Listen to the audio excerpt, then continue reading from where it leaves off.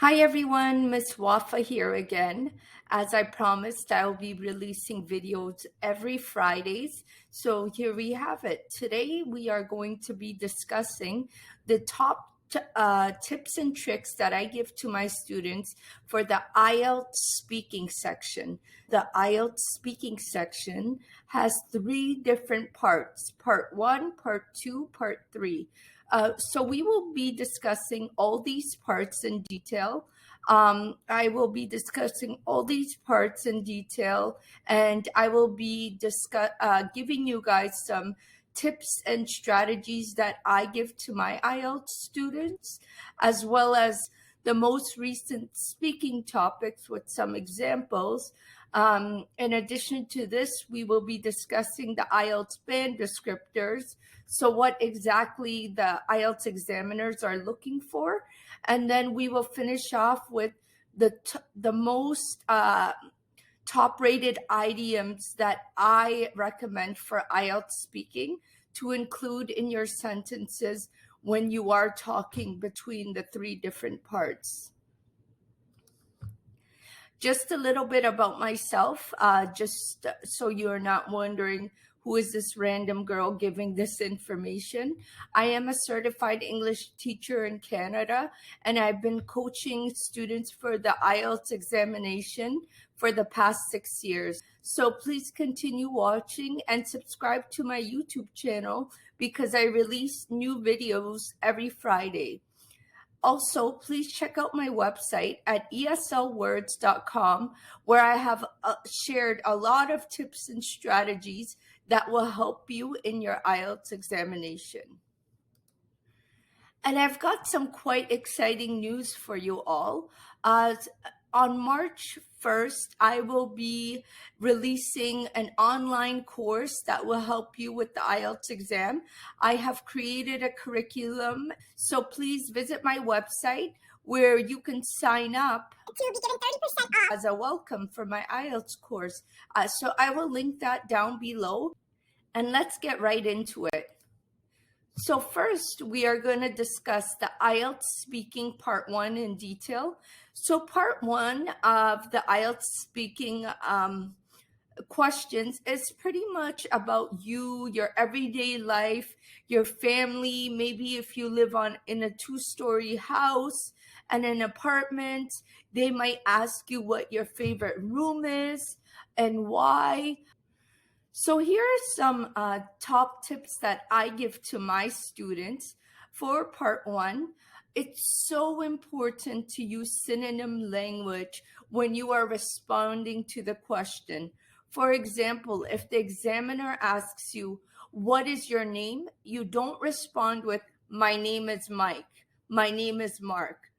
You respond with something like, well, I go by many nicknames, but you can call me Mark. For example, that's a type of answer you want to give, because this shows the examiner that you are capable of speaking English using synonym language. Next, you should try to talk in a steady speed. There's no need to talk fast. Don't think that just because you try to talk fast, you are at a level of a native English speaker. Take your time, talk at a steady speed so your words come out clear and that you show the examiner you are confident in what you are saying. So once again, I will link down below the article where I give more examples of questions and answers for part 1. Please have a look, and these will definitely benefit you. So let's take a look at part 2 of the IELTS examination. Right when you complete part 1, you will be given a question with the main topic, and then within that main topic, the examiner will give you 4 different subtopics related to the main topic. So you will need to include all these 4 subheadings within the answer. So when he gives you the question, so this part is called the cue card questions, you will have only 1 minute. So he will give you the paper of the questions, and you will have 1 minute to prepare for the discussion before answering. So you can write down notes, you could write down point forms of how you are going to answer these questions. So in my coming videos, I will share some tips with you on how to outline your work to help you ensure that you answer all these 4 different subheadings and the main question. Next, you have to make sure that you speak for a full 2 minutes when you answer. Do not only speak for 1 minute. Make sure that you speak until he tells you to stop. Okay, so these are very, very important strategies to note that will help you. It's so important to take advantage of that 1 minute. I always tell my students that don't have thoughts in your head of what you're going to say. Make sure you're clear in your points so you remember what you wrote down, because obviously I know we tend to get nervous when we're writing a test. So you want to make sure you have a clear outline of what you're going to discuss. I'm actually very big on outlines and how you pre-plan your essay, your writing tasks, your speaking, and I will link down below some other articles I have wrote with very clear steps on how you can outline your writing tasks as well. If this is something that you'd like to watch, then please check the description box down below. So let's look at some tips for the part 2. So as I mentioned, it's so important to take advantage of your preparation time so you are able to organize your thoughts. You should also, I highly recommend, while you are jotting down your notes, you should think about how you will introduce your discussion. Which points are you going to talk about first? And remember, use synonym language. This will help you achieve a high band score. So make sure you show the examiner you are able to use synonym language. Last but not least, I always tell my students, there's no need for you to use complex language, difficult words. You just use simple words to get your points across while you're talking and trying to relay the message. So it's better to just use simple language, simple words, get your message across, and you'll get a great score. So the speaking part 3 section, you will be given more questions that relate to the questions that you were given in part 2. So this section takes about a maximum of 5 minutes, let's say. The questions vary depending on the questions you got in part 2.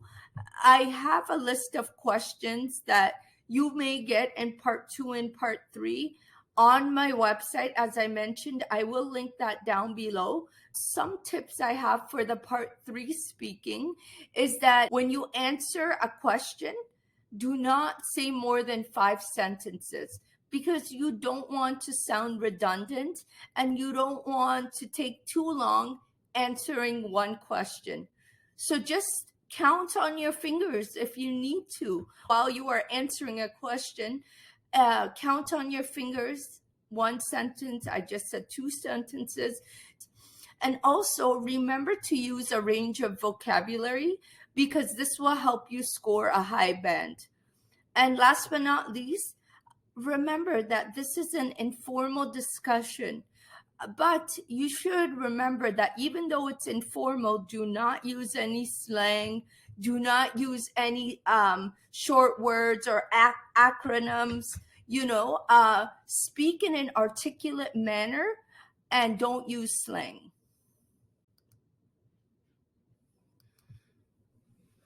So next, let's talk about the speaking topics, the type of topics you may receive in each section. So part 1, as I mentioned, will be questions about you, your family, your house, your work. Part 2 will be about questions that could be about a person, event, a place, things along those lines. And then part 3 will emphasize on part 2 with more questions that are related to part 2. So just check out my article where I give you more detailed example questions and answers. I just thought it would be better if I put it on my website. You're able to go back and refer to it.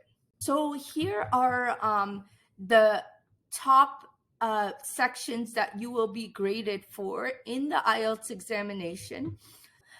So you should use a variety of synonym language while mentioning words that are related to the given topic. Like I keep emphasizing, the use of synonym language is very, very important if you do want to score a high band. This shows your capability to the examiner that you are able to speak like an English language speaker. You will be graded on pronunciation. If you are able to pronounce words without any trouble, so that's why I also said earlier, don't try to use complex words because you may get stuck. You may have a difficult time pronouncing the word. So your best bet is just use simple words, use different synonym language with the simple words. So that way you are able to pronounce the word, and this will help you get a high band score. So next, after pronunciation, another thing you will be graded on is the use of accurate grammar. You don't make mistakes in your sentences, especially when you speak in past or present tense. So if you are going to talk about a story in the past, then make sure your whole sentence, all the words you use within that sentence are past tense. Don't try to include present tense and past tense. This will not give you a high band score.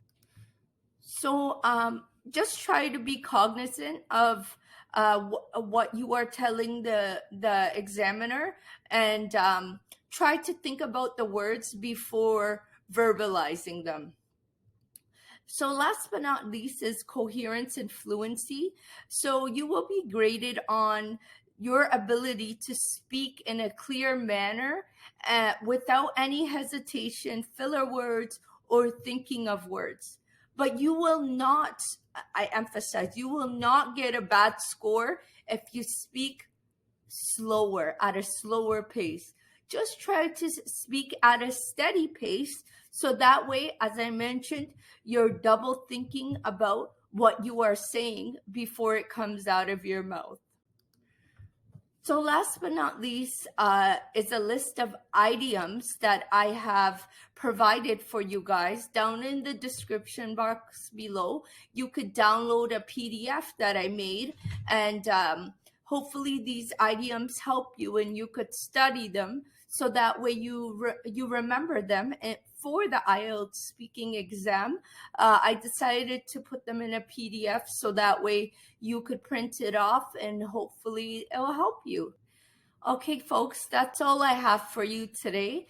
I hope that all these tips and strategies help you. Please check out my other videos where I give you lots of useful information for the other parts of the IELTS exam.